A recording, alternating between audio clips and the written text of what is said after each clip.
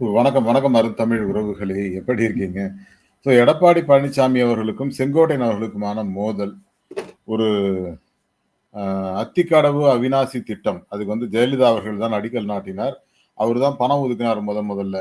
அவருடைய படமே போடாம நீங்க ஒரு கூட்டத்த நடத்துறீங்களப்பா! அப்படின்னு செங்கோட்டையன் மிகப்பெரிய ஒரு எதிர்ப்பை தெரிவித்திருக்கிறார். நம்முடைய கட்சிய ஆரம்பித்தவர் யாரு? எம்ஜிஆர். அதை வழிநடத்தியது யாரு? ஜெயலலிதா. ஜெயலலிதாவுக்கு பிறகு நம்மலாம் அவங்களுக்கு கீழ தொண்டர்களா வேலை செஞ்சு நம்ம மேல வந்தோம். நம்ம நமக்குள்ளேயே அடிச்சுக்க கூடாது அப்படிங்கிற ஒரு எண்ணத்துல செங்கோட்டையன் சொல்லியிருக்காரு. 4 நாள் முன்னாடியே சொல்லியிருக்காரு. இங்க ஜெயலலிதா அவர்கள் படம் இல்லையே அப்படின்னு சொல்லிட்டு. அந்த செய்தி எடப்பாடி பழனிசாமிக்கும் போயிருக்கலாம்.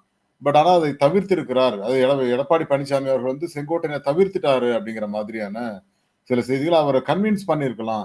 அதை ஏன் பண்ணாம விட்டுட்டு யார் யார் உட்கார்ந்திருந்தாங்க? செங்கோட்டையன் இல்லாம எடப்பாடி பழனிசாமி, எஸ்பி வேலுமணி, நம்ம சபாநாயகர் இருந்தாரே, எல்லாருமே உட்கார்ந்திருக்காங்க.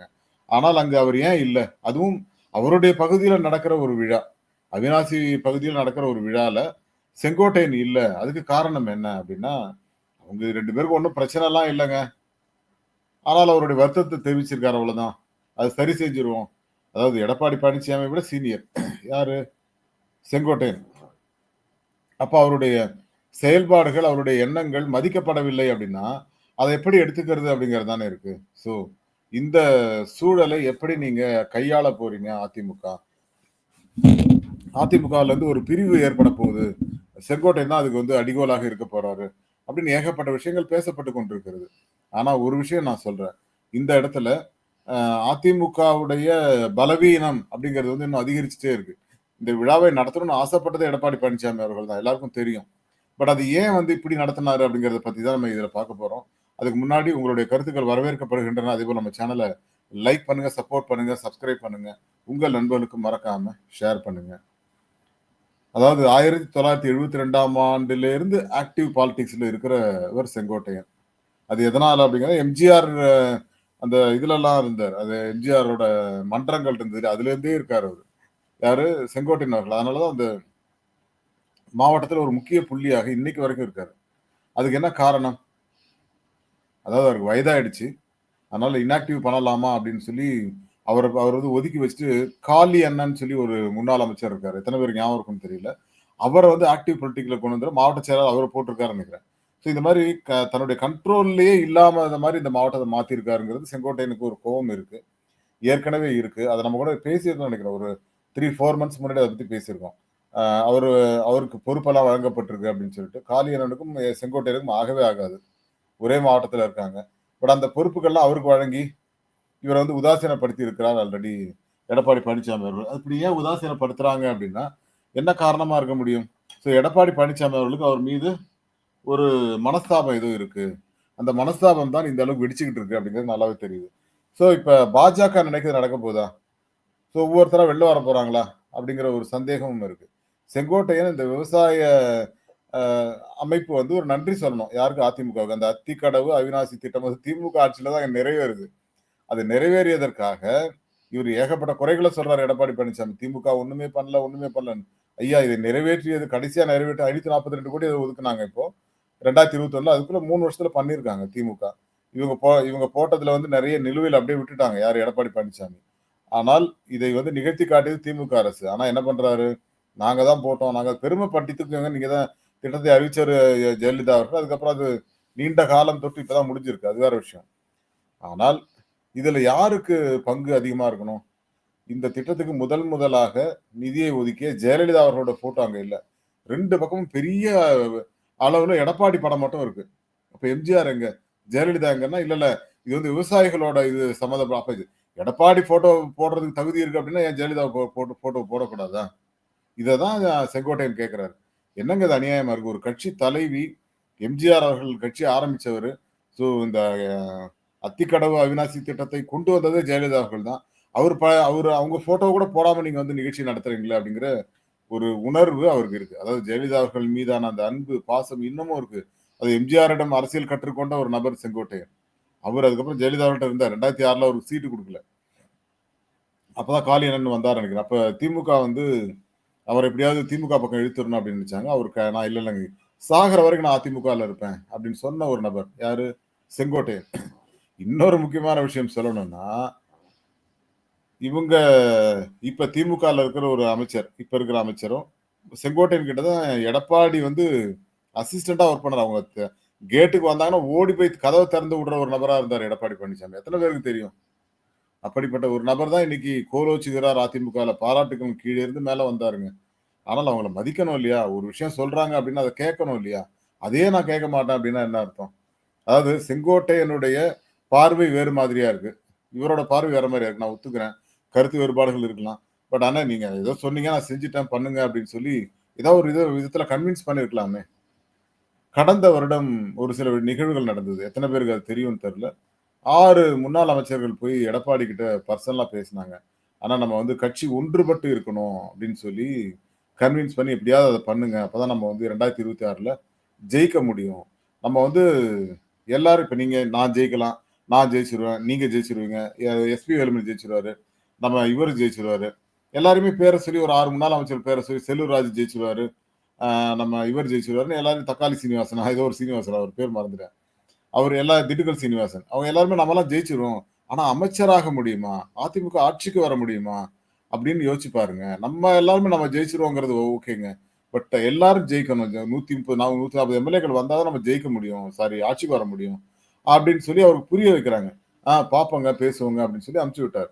ஆனா இந்த மாதிரி ஒரு நிகழ்வே நடக்கலன்னு சொல்லி எடப்பாடி பழனிசாமி ஒரு பேட்டியில சொன்னாரு. அதெல்லாம் யாரும் வந்து பார்க்கலங்கன்னாரு. ஆனா 1 மாதம் கழித்து செங்கோட்டையன் அவர்கள் ஒரு மீட்டிங்ல சொல்றாரு. ஆமாங்க நாங்க போய் பார்த்தது உண்ம. கட்சி நலனுக்காக நாங்க பேசணும் எடப்பாடி அவர்கள்ட்ட.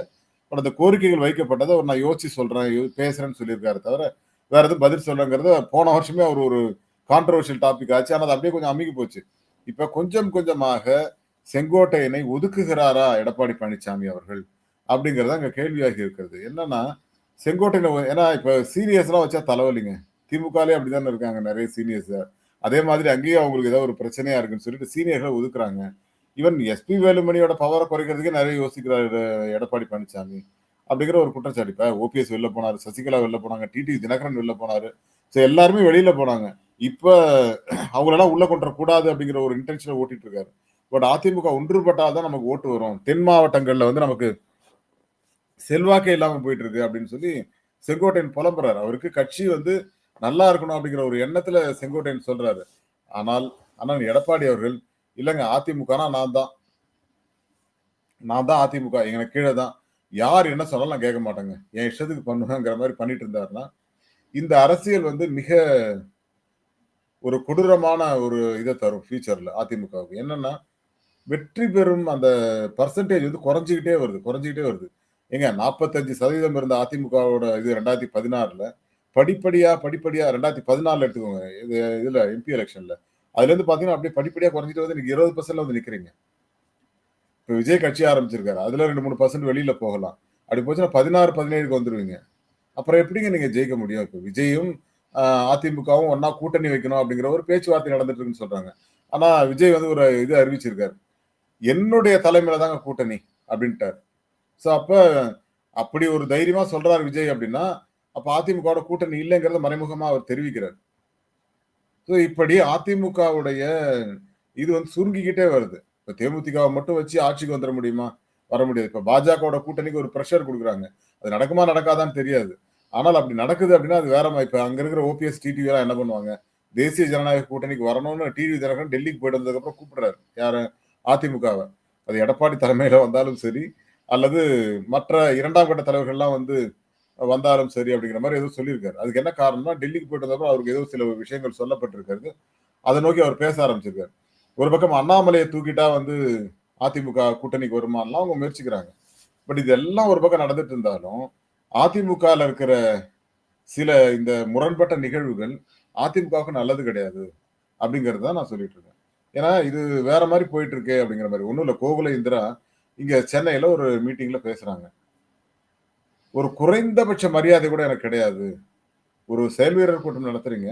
ஒரு ஃபோட்டோ கூட என்னோட ஃபோட்டோ கூட இல்ல. நான் ஒரு முன்னாள் அமைச்சர். நான் 2, 3 தடவ அமைச்சரா இருந்திருக்கேன். என்ன மதிக்கவே மாட்டேங்கிறீங்களா? இப்படி நடந்தா நான் என்ன செய்ய முடியும்? எப்படி நாங்கலாம் அரசியல் பண்ண முடியும்?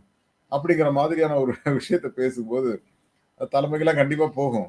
ஸோ, இங்க நெறைய முன்னாள் அமைச்சர்கள் வந்து வருத்தத்தோட இருக்காங்க அதிமுகல. அப்படிங்கிற ஒரு விஷயத்த பார்க்கும்போது, ஸோ அதிமுகவுக்கு இது நல்லதல்ல அப்படிங்கிறத நம்ம சொல்லிட்டே இருக்கோம். பட் இன்னொரு பக்கம் வந்து இங்க சென்னையில மட்டும் இல்லைங்க. எல்லா மாவட்டங்களையும் அதிமுகவுல சச்சரவு, சண்டை சச்சரவுகள் இருக்கின்றன. எனக்கு நெறைய மெசேஜ் அனுப்புறாங்க. நெறைய நண்பர்கள். அது அதிமுகல இருக்க நண்பர்கள். அது அது வேற விஷயம். பட் அதெல்லாம் வந்து நம்ம இங்க சொல்ல முடியுமா அப்படின்னு தெரியல எனக்கு. பட் இப்படி பலதரப்பட்ட விஷயங்கள் நடந்துகிட்டே இருக்கு. பட் செங்கோட்டையன் வந்து என்ன சொல்றாரு? அ எனக்கு வந்து கட்சி வந்து நல்லா இருக்கணும். அதேபோல எல்லா இடங்கள்லயுமே ஜெயலலிதா, எம்ஜிஆர் 2 பேருக்குமே வந்து ஒரு மதிப்பளிக்க வேண்டும். அவர்கள் போட்டோ இல்லாத ஒரு கூட்டத்த நடத்தினா எனக்கு பிடிக்கல. அப்படின்னு சொல்லி தன்னை வெளிக்கொண்டு வரார். தன்னுடைய மனசுல இருக்கிறத வெளில சொல்றாரு. இதுக்கு முன்னாடி அவர் சொன்னதில்ல. இப்ப சொல்ல ஆரம்பிச்சிருக்காரு இல்லையா? அதுவே வந்து அதிமுகவுக்கு ஆபத்தான ஒரு விஷயம் தாங்க. ஒரு சின்ன விஷயம் சொல்றேன். இப்போ டெல்லியில ஒரு கட்சி அலுவலகம் திறக்குறாங்க. முக்கியமான ஒரு விஷயம். யாருக்கு? அதிமுகவுக்கு. ஆனால் எடப்பாடி பழனிசாமி அவர்கள் இங்கேருந்து போகவே இல்ல. இங்கேருந்து காணொளி மூலமாக திறந்து வைக்கிறேன். டெல்லிக்கு போறதுக்கே பயமாப்பா! என்னப்பா இப்படி பண்றீங்களேப்பா! அப்படிங்கிற மாரி இருக்கு. ஆமா. அத பத்தி நம்ம நாளைக்கு பேசுவோம். ஏன்னா, அந்த தலைப்பு இன்னும் சூடு பிடிக்கல. என்னப்பா டெல்லிக்கு போய் திறக்கலாமே. டெல்லிக்கு போனா எங்க மடக்கிட்டாங்கன்னா என்ன பண்றதுங்கிற ஒரு அச்சம் இருக்கும்.